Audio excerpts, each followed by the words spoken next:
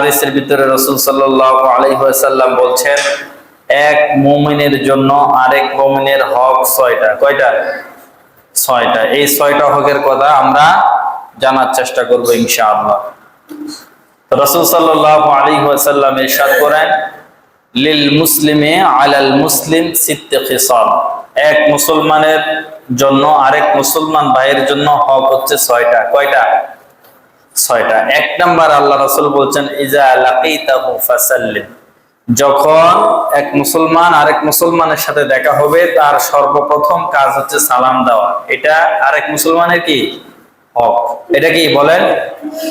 আরেক মুসলমান ভাইয়ের হক। আদম আলাইহিস সালামকে যখন আল্লাহ রাব্বুল আলামিন সৃষ্টি করলেন, উলাইকা নাফরুম মিনাল মালাইকাতি জুলুস।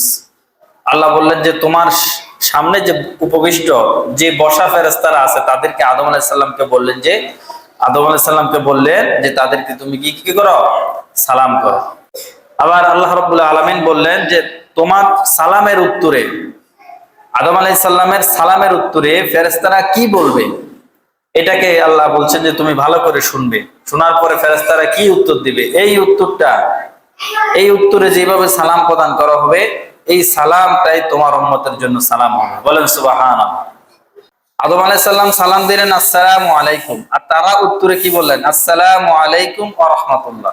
তাহলে ফাজিয়াদাহু ওয়া রাহমাতুল্লাহ, শুধু ফেরেশতারা ওয়া রাহমাতুল্লাহ এই কথাটা বৃদ্ধি করছে। তাহলে হাদিস সম্মত সালাম হচ্ছে আমরা যাকে সালাম দিব আসসালামু আলাইকুম ওয়া রাহমাতুল্লাহ এটা সহকারে বলব। সালাম দিলে 90 নাকি? কত নাকি? 90 নাকি? কয়জনে শুনছেন? সবাই শুনছেন তো? হ্যাঁ, সালাম দিলে কত নাকি? 90 নাকি? সালাম দিলে 90 নাকি? এটা কোনো হাদিসেও নাই, কোরআনেও নাই। সালাম দিলে সর্বোচ্চ 40 নাকি? কত নাকি? 40 নাকি। রাসূল সাল্লাল্লাহু আলাইহি ওয়াসাল্লাম মসজিদে আছেন, এমন অবস্থায় সাহাবীরা মসজিদে আসলেন।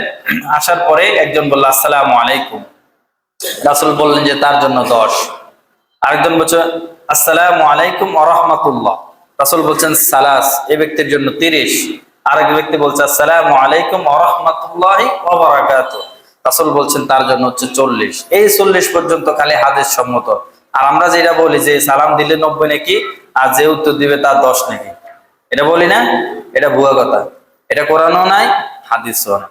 তাহলে সালামের একটা প্রচলন আমাদের ভিতরে থাকার দরকার আছে। এই সালামটা আল্লাহর কাছে এত কিছু ছিল, আল্লাহর এত পছন্দনীয় নাম ছিল, আল্লাহ এগুলো নির্বাচন না করে আদম আলাইহিস সালামের জন্য কি নির্বাচন করছেন? বলছেন যে আগে গিয়ে উলাইকা নাফরুম মিনাল মালাইকাতি জুলুস, বসা ফেরেশতাদেরকে গিয়ে আগে সালাম করো। তাহলে সালাম শব্দের অর্থ হচ্ছে কি? শান্তি। আল্লাহ নিজের একটা নাম আছে সালাম। বলেন সুবহানাল্লাহ। আল্লাহ বলছেন যে হুয়াল্লাহুল্লাযী লা ইলাহা ইল্লা হুয়ার রহমানুর রহিমুল মালিকুল কুদ্দুসুস সালাম। সালাম পাইছেন? তাহলে আল্লাহ নিজেরও একটা নাম রাখছেন কি? সালাম। এবং পৃথিবীর প্রত্যেকটা মানুষের সালাম শান্তি কামনা করে, শান্তিতে থাকতে চান না। কয়জন আছেন? সবাই শান্তি কামনা করে কি করে না? মা খাদিজা রাদিয়াল্লাহু তাআলা আনহা একদিন রাসূলের কাছে খাবার নিয়ে আসছেন। আসার পরে ওই অবস্থাতে হযরত জিবরাইল আলাইহিস সালাম উপস্থিত ছিলেন। হযরত জিবরাইল আলাইহিস সালাম আম্মাজান মা খাদিজাকে দেখে বললেন যে আপনার কাছে যে মহাঐশী, যে সম্মানিত, যে সম্মানিতা মহিলা আপনার কাছে এসেছে, আপনি বলবেন এই মহিলাকে, মা খাদিজা রাদিয়াল্লাহু তাআলা আনহাকে আল্লাহ এবং জিবরাইলের পক্ষ থেকে সালাম। বলেন সুবহানাল্লাহ। তাহলে আল্লাহ এত কিছু বাদ রাখি মা খাদিজার জন্য আল্লাহ কেন সালাম পাঠাইলেন? কারণ সালাম শব্দের অর্থ কি? শান্তি। এই জন্য আমরা সালাম দেই না। ছেলে বাবারে সালাম দেয় না, শরম লাগে। তার মানে ছেলে চায় না যে বাবা শান্তিতে থাকুক, বাবা শান্তি সন্তান কামনা করে না। শ্বশুর শাশুড়িকে সালাম দেয় না, ওস্তাদদেরকে সালাম দিতেছে না, নিজস্ব লোকের সালাম দিতে কি লাগে? শরম লাগে। সালাম শব্দের অর্থ শান্তি। মানে আমার শরম লাগার অর্থ মানে আমি চাই না যে শান্তিতে আমার বাপ থাক, শান্তিতে আমার মা থাক, শান্তিতে আমার ভাই বোন থাক। এই জন্য সালামের প্রচলন করতে হবে। রাসূলুল্লাহ আরেকটা হাদিসে বলেন, আন্না রাসূলুল্লাহ সাল্লাল্লাহু আলাইহি ওয়াসাল্লাম আইনুল ইসলামি খায়র। রাসূলকে এক সাহাবী প্রশ্ন করলেন, ইয়া রাসূলুল্লাহ, ইসলামের মধ্যে সবচেয়ে দামি কাজ, ভালো কাজ, উত্তম কাজ কোনটি? কল্যাণজনক কাজ কোনটি? আল্লাহ রাসূল সাল্লাল্লাহু আলাইহি সাল্লাম বলছেন, তুতি'মুত তুআম ওয়া তাকরাউস সালাম আলা মান আরাফ ওয়া মান লাম তা'রিফ। ইসলামের ভিতরে সবচেয়ে মূল্যবান কাজ, দামি কাজ হচ্ছে মানুষকে খাওয়ানো এবং পরিচিত এবং অপরিচিত সবাইকে কি করা? সালাম দেওয়া। জান্নাতে যখন বান্দা যাবে তখন আল্লাহর সাথে সাক্ষাৎ হবে, ওই সাক্ষাতেও আল্লাহ তার বান্দাকে কি করবেন? সালাম দিবেন। সালাম কওলাম মির রাব্বির রহিম, কোরআনে আছে না নাই? আছে। তার মানে রবের পক্ষ থেকে, দয়াময় রবের পক্ষ থেকে তোমরা আজকে সালাম গ্রহণ করো। আল্লাহ রাব্বুল আলামিন কালামুল্লাহ মাজিদ ইরশাদ করেন, ইয়া আইয়ুহাল্লাযীনা আমানু লা তাদখুলু বুয়ুতান গায়রা বুয়ুতিকুম হাত্তা তাস্তানিসু ওয়া তুসাল্লিমু আলা আহলিহা। তোমরা তোমাদের পরিবারের কাছে যখনই প্রবেশ করবে সালাম ব্যতীত কি করবে না? প্রবেশ করবে না। ঘরে প্রবেশ করতে গেলেই আগে কি করতে হবে?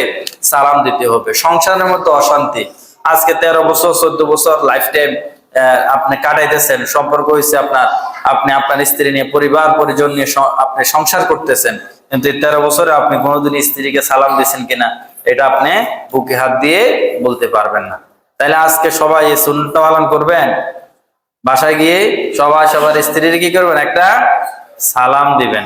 আমি জানি অনেকেই পারবে না, আর সালাম দিলেও 13 বছর দিয়ে তো অভ্যাস নাই, আজকে দিলে হয়তো জারুর বাড়িও খাইতে পারে। তো কাজে সালাম এটা দিতে হবে। সালাম অর্থ কি? শান্তি। সালাম দেওয়ার অভ্যাস করতে হবে। আফসুস সালাম মুতায়ামুতান, সালাম দেওয়া, সালামের প্রচলন করা, এই সালামের প্রচলন করতে হবে। আল্লাহ রাসূল যখন বিভিন্ন জায়গায়, যখন কাফেরদের কাছে বিভিন্ন অঞ্চলের প্রতিনিধি ছিলেন, তাদের কাছে রাসূল যখন চিঠি লিখতেন ওই চিঠির মধ্যে সালাম দিতেন। সালাম শুধু এখনকার প্রচলন না, এটা জান্নাতের একটা ঘটনা শোনাইলাম না, যে বাবা আদম আলাইহিস সালামকে আল্লাহ বললেন কি? ফেরেশতাদেরকে সালাম করে, এটা জান্নাত থেকে আসছে। এর ফাঁকে সুলাইমান আলাইহিস সালামের সময় তিনি রানী বিলকিসের কাছে যখন কি করছিলেন? একটা পত্র লিখছিলেন, ওই পত্রের শুরুতেও তিনি সালাম দিয়েছেন। কাজে সালাম ব্যবহার করতে হবে, সালামের প্রচলন যেখানেই হোক থাকতে হবে। সালামের হুকুম কি? একজন বলে, আমি সভাপতিরে দেখলাম মসজিদ থেকে বাইর হইছে, আমার চোখের আড়ালে নাই। রাসূল হাদিসে উদাহরণ দিয়ে বলছেন যে বড় একটি গাছ, গাছের আড়ালে যদি আপনার সাথে কথা বলে একটা ব্যক্তি চলে যায়, অথবা একটা দেওয়ালের অপর পাশে চলে গেছে, আবার তার সাথে দেওয়ালের এই পাশে দেখা হয়েছে, তখন আপনি সালাম দিতে পারবেন। সালাম দেওয়া আপনার জন্য চাই, সালাম দিবেন। ইন্না আউওয়ালান নাস বিল্লাহি মান বাদাউস সালাম। রাসূল সাল্লাল্লাহু আলাইহি সাল্লাম বলেন, আল্লাহ ওই ব্যক্তির উপরে খুশি, ওই ব্যক্তির উপরে আল্লাহ রাজি হয়ে যায়, ওই ব্যক্তির উপরে সন্তুষ্ট হয়ে যায় যে আগে আগে সালাম দেয়। বলেন সুবহানাল্লাহ। তাহলে সালাম দিবেন। কারো বাড়িতে গেছেন, এইটার হুকুম কি? রাসূল সাল্লাল্লাহু আলাইহি ওয়াসাল্লাম বলছেন, ইস্তিজানু সালাস, তোমরা 3 বার সালাম দিবে। ফাইন উযিনা লাকা ওয়া ইল্লা ফারজি', যদি ওই 3 বার সালাম যদি ওই ঘরের ব্যক্তি না শোনে, তাহলে কি ওই বেটা জানলা দিয়েও কি মারবেন? কি করবেন? একজনকে ডাকতে গেছেন, একজনকে কি করছেন? বাড়িতে ডাকতে গেছেন, যাইকে নাম ধরে ডাকবেন, আগে তার বাড়ির সামনে 3 বার সালাম দিবেন। তার সালাম দিয়ে তাকে ডাক দিবেন। ডাক এসেই শুনে নেই, তখন কাজ কি? দরজা পিটানো, জানলা পিটানো না। রাসূল বলছেন ফিরে আসো। তখন সে যেহেতু তোমাকে রেসপন্স করলো না, তুমি তার ডাক না পেয়ে, সাড়া না পেয়ে তোমার ওইখানে অবস্থান করতে পারবে না, তোমাকে ফিরে আসতে হবে, ওইখান থেকে ফিরে আসবেন।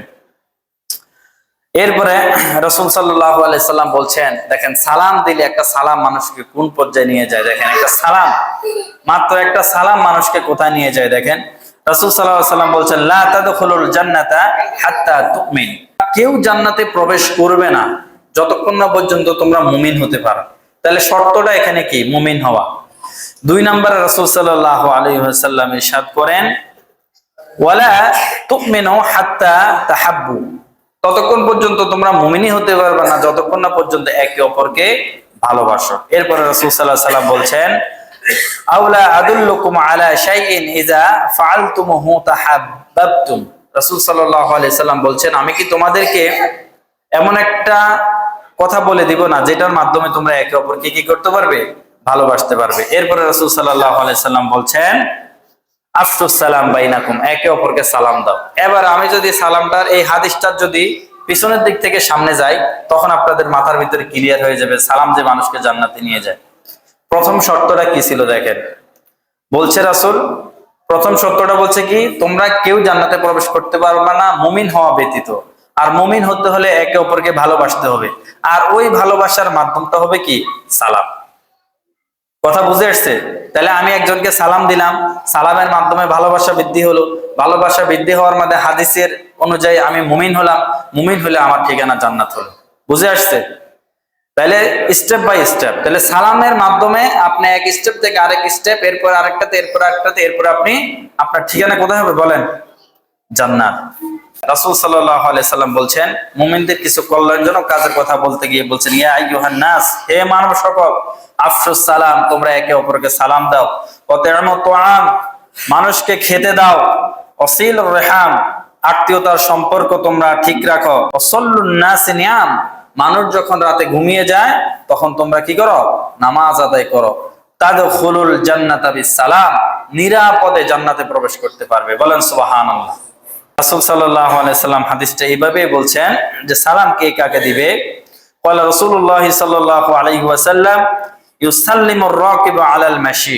রাসূল সাল্লাল্লাহু আলাইহি সাল্লাম বলছেন যে বাহনওয়ালা, এক ব্যক্তি বাহনে আছেন, তিনি কাকে সালাম দিবেন? মাশি, যিনি রাস্তা দিয়ে হাঁটতেছেন তিনাকে সালাম দিবেন। মানে গাড়িতে যে আছে তিনি পথচারীকে কি করবে? সালাম দিবে। এরপর রাসূল সাল্লাল্লাহু আলাইহি সাল্লাম বলছেন, ওয়াল মাশি আলাল কাঈদ, আমি রাস্তার পাশে বসে আছি, একজন এদিক দিয়ে যাবে, এই ব্যক্তি আমাকে কি করবে? সালাম দিবে। এটা সবার জন্যই শিক্ষা, যে যাকে দিতে পারে দিবে, কিন্তু শিক্ষাটা হচ্ছে যে বসে আছে দাঁড়ানো ব্যক্তি বা পথচারী ব্যক্তি, ওই ব্যক্তিকে সালাম দিবে। এরপর রাসূল সাল্লাল্লাহু আলাইহি সাল্লাম বলছেন, আলাল কাঈদে, আলাল কাঈদে ওয়াল কলিলে আলাল কাসির। রাসূল সাল্লাল্লাহু আলাইহি সাল্লাম বলছেন, বেশি সংখ্যক লোককে কম সংখ্যক লোক কি করবে? সালাম দিবে। এখানে বেশি সংখ্যক লোক, এখানে আমাকে সালাম দিতে হবে। এক জায়গায় গেছেন আপনারা 10 জন, ওইখানে লোক আছে 500 জন, তাহলে এই 10 জনের কাজ হচ্ছে সবাইকে সালাম দেওয়া। যে শুনে শুনুক, না শুনে শুনুক, সালামের উপরে থাকতে হবে, সালাম দিতে হবে। সাহাবায়ে কেরামরা যখন রাস্তাতে আড্ডা দিতেন, আপনাদের সময় তো আড্ডাবাজি হয়, ঠিক না? সাহাবিকরা রাস্তাঘাটে কি করতেন? কথাবার্তা বলতেন। তো রাসূল বলছেন যে আর এখন থেকে রাস্তাতে বসা যাবে না। সাহাবায়ে কেরাম বললেন, ইয়া রাসূলুল্লাহ, রাস্তা ছাড়া তো বসার মতো আমাদের জায়গায় নেই, আমরা এখানে কথাবার্তা বলি, আলাপ আলোচনা করি, দেখা সাক্ষাৎ করি, তাহলে আমরা বসবো কিভাবে? রাসূল বলছেন, যদি রাস্তায় বসতে হয় তাহলে রাস্তার হক আদায় করো। রাস্তার কি আদায় করো? রাস্তার হক আদায় করো। রাস্তার হক গুলো আদায় করলে রাস্তাতে বসতে পারবেন। এই রাস্তার হকের ভিতরে একটা আছে কি? সালাম দেওয়া। রাস্তার হক কয়টা? 5টা এবং 3টা। তিনটা যে হাদিসে আছে এটার ভিতরে 5টা আছে, অতিরিক্ত 2টা। 1 নাম্বার, আমরা যখন রাস্তা দিয়ে হাঁটবো মানুষকে সালাম দিব। রাজি আছি তো ইনশাআল্লাহ? 2 নাম্বার, আমরা আমাদের দৃষ্টিকে নিচের দিকে রাখবো। মানুষ, মহিলা মানুষ যে হোক দেখলে আমরা নিচের দিকে তাকাবো, দৃষ্টির হেফাজত করব। 3 নাম্বার, কাজা মানে কষ্টদায়ক বস্তুকে রাস্তা থেকে কি করবো? সরাই দিব। 4 নাম্বার, যে মানুষ যাবে যদি অশ্লীলতা দেখি তাহলে ওটাকে মানা করব, আর যদি ভালো কাজ দেখে এটাকে উৎসাহ দিব। তার মানে সৎ কাজের আদেশ করব, অসৎ কাজের নিষেধ করব। এই রাস্তার হকগুলো মানে যদি রাস্তায় চলতে পারি, তখন রাসূল বলছে যে রাস্তায় বসাটা তোমার জন্য ঠিক আছে, এছাড়া ঠিক না। তাহলে একটা মাত্র শুধু পয়েন্ট বললাম, সালাম। মুসলমানের হকের ভিতরে কয়টা বলছে বলেন? একটা বলছে, শুধু সালাম। সালামের বাইরে গেছে? সালামের বাইরে কিন্তু আমি এখনো যাইনি। 2 নাম্বার, মানুষকে আমন্ত্রণ করা। এখন আমন্ত্রণ করবে কি? দাওয়াত দিচ্ছেন একজন, যায় ওটা 14 জন। একজন গেছে, বুড়া মানুষ, আমার মন মানে না, নাতিটারে কেমনে তুই যায় না? আপনি আমার এস্টিমেট করছেন, শর্মে পরিও তো নাতির সামনে খাবার দিতে হবে। মানুষকে দাওয়াত দেওয়া ফ্যাক্টর না, মানুষের সামনে খাবার তো আমাকে প্রেজেন্ট করতে হবে, মানুষকে খাবারটা তো আমার সামনে দিতে হবে। তো এই জন্য দেখা যায় যে এখন মানুষ এগুলা থেকে উঠে গেছে। এক বিয়েতে 8 লাখ, 10 লাখ, 15 লাখ টাকা খরচ করে, এখানে কি নাই? কোনো ফায়দা নাই। মানুষকে খাওয়ায় কোনো কিচ্ছুই হয় না, কোনো লাভ নাই, আরো বদনামি হয়। মানুষ খাওয়াইলে এখন আরো কি হয়? বদনামি হয়। কাজে মানুষকে আমন্ত্রণ করবেন, আর মানুষের জিনিসটা চিন্তা করা দরকার, আমি যে মেজবান হয়ে তার বাড়িতে যাচ্ছি, সেই জন্য আমি একটা মানুষ বাড়তি নিয়ে গেলে সে যেন অপমানিত না হয়, এটা তার চিন্তা করা দরকার আছে না? চিন্তা করা দরকার আছে। এরপর অনেক সময় দেখা যায় যে মেহমান আসে, বাড়িতে বসে থাকে, আমাদের খবর নাই। মেহমানের সুন্নাত হচ্ছে মেহমানকে আনা এবং মেহমানকে দিয়ে আসা। আর যিনি মেজবান হবেন, মেহমান হবেন, তিনার দায়িত্ব হচ্ছে হাদিস সম্মত, তিনার দায়িত্ব হচ্ছে এই যারা দাওয়াত করেছেন, যারা মেহমানদারি করানোর জন্য এনেছেন, তাদেরকে দোয়া করা। এখনো হুজুর এক জায়গায় যায় দোয়া করে, এটাই অনেকে দেখতে পারে না। দোয়ার কি দরকার, দাওয়াত দিছি খেয়ে যাক না, এটা প্রত্যেকটা মানুষের জন্য। বাবা হুজুর বলে কথা না, আমাকে দাওয়াত দিয়েন না, অন্য মেহমানকে দাওয়াত দিচ্ছেন, তাদেরকেও বলবেন আমাদের জন্য দোয়া করেন। দোয়া ছাড়া আছে কি? তাদেরকে বলবেন যে দোয়া করেন আমাদের জন্য। মেহমান আয়োজন হয়ে গেছে, 2-4টা মানুষ আসছেন, প্রত্যেকদিন তো আর আসেন, আমাদের জন্য দোয়া করেন। এইভাবে দোয়া চায় নিতে হবে। 3 নাম্বারে যে কাজটা করবে সেটা হচ্ছে মানুষকে ভালো পরামর্শ দিবে। প্রত্যেকটা সমাজে, আমাদের সমাজেও আছে, আপনাদের সমাজে নাই বলে আমি এই কথা বলবো না, আপনাদের সমাজও আছে যে এমন একজন ব্যক্তি থাকে যার পরামর্শে মনে করেন অসংখ্য অগণিত মামলা হামলা হয়ে যায়। মানে কোন দুষ্ট বুদ্ধি যদি তার লাগে তাহলে ওই ব্যক্তির কাছে মানুষ যায়, ওই ব্যক্তির শরণাপন্ন হয়। আর ওই ব্যক্তির হাতিয়ার হচ্ছে একটা মামলা করে দেন, এই আপনি একজনের জমির সাথে আরেকজনের জমি আছে, দেন একটা পেনশন মামলা করে দেন, আরেকজনের এই সমস্যা আছে, দেন একটা এলএসডি মামলা করে দেন। বিভিন্ন মামলা হামলা তার কাছে গেলে মামলার বুদ্ধি। মামলা দ্বারা কি এক পক্ষে ক্ষতিগ্রস্ত? হ্যাঁ, দোনো পক্ষে তো ক্ষতিগ্রস্ত। মধ্যখানে কি উকিলের লাভ আছে? উকিলের অনেক লাভ, উকিলেরও লাভ নাই, কারণ সে হারাম টাকা খাইতেছে। সবাই বিপদ, ক্ষতিগ্রস্ত। যে নে তারও ক্ষতি, যে দে তারও ক্ষতি, যে হাজিরা দেয় তারও ক্ষতি। মানে এখানে ক্ষতি ছাড়া কিচ্ছু পাবেন না। সবচেয়ে উত্তম হচ্ছে সালিশ গুলাতে বসে সুন্দর করে এগুলাকে মীমাংসা করা। এগুলা করবে না, গেলে মামলার বুদ্ধি কেমনে কারে দিয়ে খাদে ফালান যায়, ওই বুদ্ধি ওইটার ভেতরে আমরা রাজি আছি। 4 নাম্বার হচ্ছে এক মুসলমান ভাই যখন হাসি দিবেন তখন ওই হাসির উত্তর দেওয়া। কেউ যদি হাসি দেয় আপনাকে বলতে হবে কি ইয়ারহামুকাল্লাহ, সে বলবে কি আলহামদুলিল্লাহ, আপনাকে বলতে হবে কি ইয়ারহামুকাল্লাহ। আপনি ওই ব্যক্তির কল্যাণ কামনা করবেন। এবং হাসি দেওয়ার সুন্নত তরিকা হচ্ছে হাসি দিতে গেলে রাসূল বলছেন যে চেহারাটা যেন মানে ঢাকি নেয়, আওয়াজটাকে যেন নিচু করে, এটা হাসির আদব। একজনে বাসে উঠছে, হাসি দিছে, দুই নাইলে খোদার গাড়া সব নষ্ট করে দিছে, এমন জোরে হাসি মারছে মনে করেন না মানুষ আতঙ্ক হয়ে গেছে। গাড়িতে আছে না ট্রাকে আছে, হাসি দিয়ে দুনিয়া কাঁপাই দিছে। এর জীবাণু যা কিছু বাইরে সেটি সব মানুষের গায়ে জামা কাপড়ে, এই জন্য এটাতে জীবাণু থাকে। এই জন্য রাসূল বলছেন এটাকে কাপড় দিয়ে ঢেকে নাও। হাদিস, রাসূলের একটা হাদিস দেখেন কত গভীর। এরপরে বলছেন যে এটা দেওয়ার কাপড় দিয়ে ঢাকলে আরেকটা সুবিধা কি, হাসির সময় কি চেহারা জায়গা থাকেনি বলেন? চেহারা একটু বিকৃত হয়ে যায় না? হ্যাঁ, নাক মুখ চোখ কপালে উঠে যায় না? এই জন্য এটাকে আপনাকে ঢেকে নিতে হবে, হাসি দিতে হবে। কিছু না থাকলে এভাবে হাত ব্যান্ড করে এই হাতের এই ভাঁজের ভিতরে দিতে হবে, আর এই জায়গাটা ব্যবহার হয় না, এই জায়গাটা মুখে যাওয়ার সম্ভাবনা আছে। পরে 5 নাম্বার অসুস্থ হলে দেখতে যাওয়া। এটা তো বিশাল বড় এক ফজিলতের কাজ, অসুস্থ হলে দেখতে যাওয়া। আমরা এখন আর অসুস্থ হলে দেখতে দেখতে যাইটাই না। আজকে একটু সময় আমি আপনাদের কাছ থেকে চেয়ে নিব। অসুস্থ হলে আমরা কি করি না? দেখতে যাই না। অসুস্থ হলে দেখতে যাবেন। আল্লাহ রাসূল বলছেন যে ব্যক্তি ফল কিনা যে অসুস্থ হয়ে রূপ দিয়ে দেখতে গেছে, আল্লাহ রাসূল বলছে যাওয়া থেকে আসা পর্যন্ত সারাক্ষণ সে যেন জান্নাতের ফল পাড়তেছে। বলেন সুবহানাল্লাহ। এখন আলোচনা করতে করতে আপনাদের দিল মরে গেছে। সুবহানাল্লাহ বাইরে না, নাউজুবিল্লাহ বাইরে না, আস্তাগফিরুল্লাহ বাইরে না। এরপরে 6 নাম্বার জানাজা উপস্থিত হওয়া। জানাজা উপস্থিত হলে সওয়াব কি? এক মুসলমান ভাই মরছে, আপনাকে সেটা হক পানা, জানাজায় যাবেন। রাসূল বলছেন ওই ব্যক্তির জন্য 2 কেরাত। কয় কেরাত? 2 কেরাত। 2 কেরাত হচ্ছে মিসলা উহুদ, উহুদ পাহাড় সমপরিমাণ। উহুদ পাহাড়টা লম্বায় 8 কিলো। এরপরে পাহাড়ের কথা আল্লাহ বলছেন অল জিবালা আওতাদা, পাহাড়কে আল্লাহ বানাইছে ফেরাকের মতো, জলির মতো। জলির বেশিরভাগ অংশটা কাঠের ভিতরে থাকে না, কোন উপরে থাকে, কাঠের ভিতরে, আর মাথাটা থাকে ছোট্ট। এই পাহাড় যেটা দেখতেছেন 8 কিলো, এটা ছোট, বাকিটা নিচের দিকে। তাহলে কি পরিমাণ সওয়াব পাইবেন? তাহলে এই গেল জানা।